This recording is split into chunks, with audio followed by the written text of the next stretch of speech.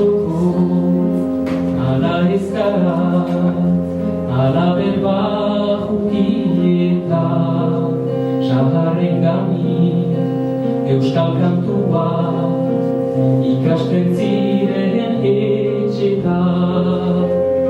Ondotik gero, saramelatzen, egiko ustatuetan, alegrantzia sortzen baitzuten, denen logo bihotzetan. Oroimen eta sorkuntza, musika bidez gurutza, beti kantuz, kantuketan, airerik ederenetan, beti kantuz, kantuketan, gizartearen onean.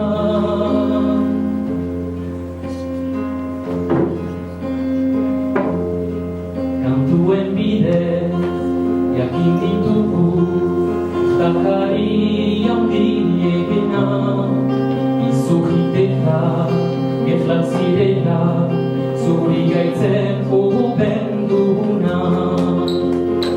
Askotan ere, amodioa, zela betio zenpena, baina horiek gainditzen ditu, kantatzeko atsegina. Oroimen eta sorkuntza, musika bidez gurutza, beti kantuz, kantuketan, airerik ederenetan, beti kantuz, kantuketan, gizartearen onenetan.